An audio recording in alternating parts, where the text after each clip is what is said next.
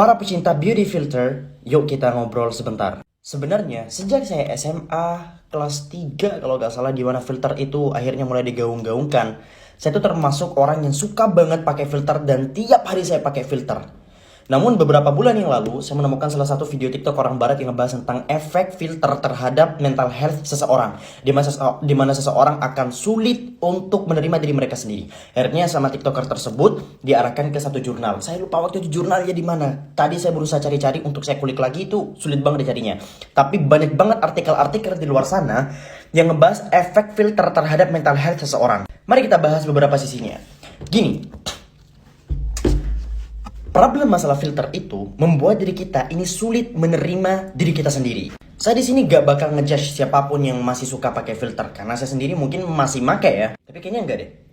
Gak tahu, saya gak tahu kapan terakhir kali saya pakai beauty filter. Rata-rata yang saya pakai ya filter-filter muka aneh yang gitu-gitulah. Salah satu alasan terbesar saya kenapa saya berhenti pakai filter setelah membaca artikel tersebut, karena saya benar-benar ngerasa relate. Saya sulit menerima diri saya tanpa filter. Saya merasa ketika wajah saya diupload tanpa filter, saya ngerasa wajah saya jelek banget, buluk banget, dan itu meninggikan ekspektasi saya terhadap diri saya sendiri, dan sulit bagi saya untuk menerima diri saya sendiri. Lebih parahnya lagi, itu juga meninggikan ekspektasi orang lain terhadap kita. Orang-orang yang baru pertama kali ketemu kita, yang awalnya ngeliat by foto itu benar-benar ganteng, putih, mulus, bla bla bla dan sebagainya, tapi ketika ketemu mereka malah kayak kaget.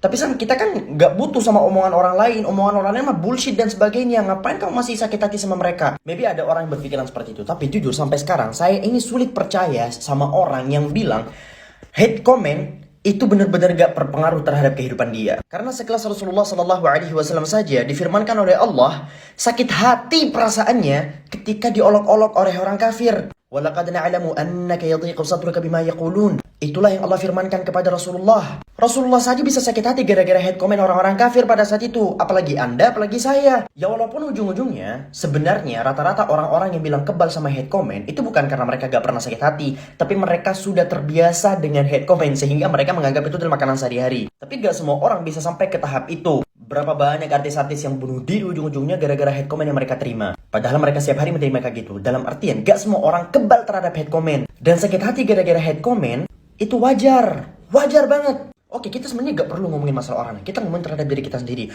Bagaimana cara kita menerima diri kita sendiri. Tapi kalau boleh jujur, perasaan saya sekarang ketika saya sudah berhenti menggunakan filter, saya lebih bisa menerima diri saya sendiri.